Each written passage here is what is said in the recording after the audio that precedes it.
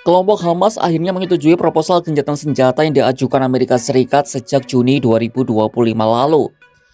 Meski begitu, angin segar masih belum berhembus di Gaza.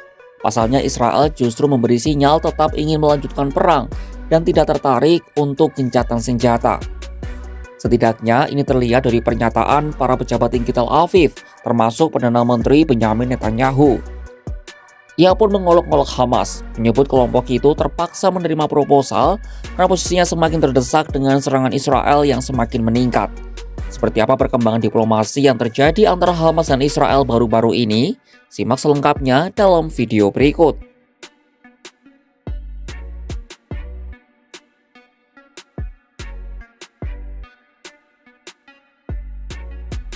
Kelompok Hamas telah memberitahu para mediator bahwa mereka menyetujui proposal gencatan senjata di Gaza. Mengutip laporan Al Jazeera, persetujuan ini juga mereka sampaikan dalam pernyataan singkat pada Senin 18 Agustus 2025. Pengumuman Hamas ini muncul setelah Perdana Menteri dan Menlu Qatar mengadakan pembicaraan dengan Presiden Mesir Abdel Fattah el-Sisi di Kairo. Menurut sumber itu, delegasi Hamas yang dipimpin oleh Khalil al-Hayya menyampaikan kepada mediator Qatar dan Mesir bahwa mereka sepakat kembali pada proposal gencatan senjata selama 60 hari. Usulan itu mencakup penempatan kembali pasukan Israel serta pembebasan 10 sandera hidup dari Gaza. Kelompok Hamas disebut menolak melakukan amandemen tambahan yang sebelumnya diajukan sayap bersenjatanya, termasuk soal penarikan penuh pasukan Israel dan pembebasan tahanan Palestina dalam jumlah besar. Sikap baru Hamas itu diduga berkaitan dengan kekhawatiran atas rencana Israel untuk menguasai kota Gaza dan menggusur warganya.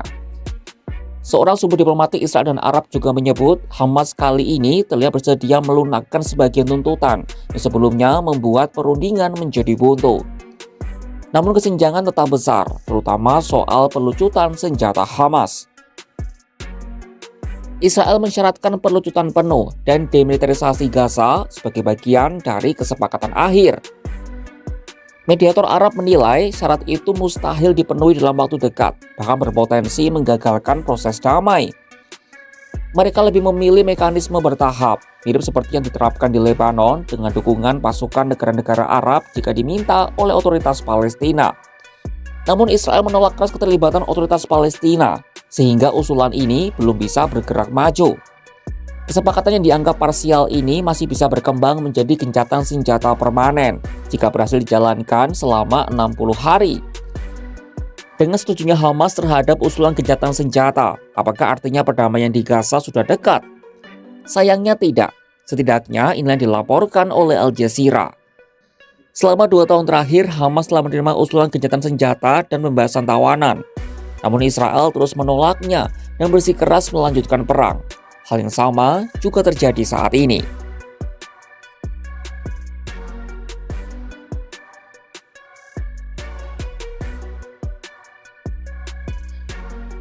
Seorang pejabat Israel mengaku pihaknya telah menerima tanggapan Hamas terhadap proposal gencatan senjata di Gaza. Meski begitu, balasan resmi atas tanggapan tersebut belum dikeluarkan, seperti dilaporkan oleh Xinhua. Sebelumnya, Perdana Menteri Israel Benyamin Netanyahu kembali menegaskan bahwa dirinya tidak lagi tertarik dengan proposal gencatan senjata terbaru yang diajukan melalui mediator Mesir dan juga Qatar.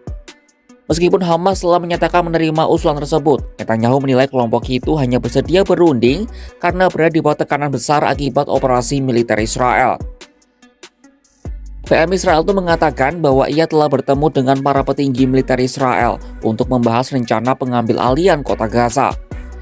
Ia menegaskan misi Israel adalah menuntaskan perlawanan Hamas di wilayah tersebut. Hal ini ia sampaikan dalam pidatonya pada Senin 18 Agustus 2025. שוחחתי עם שר הביטחון והרמטכ"ל על התוכניות שלנו לגבי העיר עזה והשלמת משימותינו. ואני, כמוכם, שומע את הדיווחים בתקשורת, ומהם אתם יכולים להתרשם מדבר אחד. החמאס נמצא בלחץ אטומי. Netanyahu bersikeras Israel hanya akan menghentikan perang jika Hamas membebaskan semua sandera sekaligus, lalu melucuti senjata, menyetujui demilitarisasi Gaza, dan menyerahkan kendali keamanan kepada pihak lain selain otoritas Palestina. Sikap keras Israel ini membuat mediator Arab berharap bahwa retorika Netanyahu hanyalah bagian dari taktik tekanan dan masih membuka kemungkinan untuk kesepakatan parsial. Sejumlah media Israel bahkan melaporkan Netanyahu sempat mempertimbangkan perjanjian gencatan senjata sementara. Menteri Pertahanan Israel, Israel Katz, menguatkan pernyataan Netanyahu. Menurutnya Hamas hanya kembali ke meja perundingan karena takut menghadapi rencana Israel untuk menaklukkan kota Gaza. חמאס, לראשונה, אחרי שבועות שהוא בכלל לא היה מוכן לדון על שום עסקה לשחרור חטופים. למרות שאפילו טורקיה כבר פנתה אליו וקטר פנתה אליו, פתאום זה לשולחן. איך זה לשולחן? לא ברור, תמיד צריך לראות.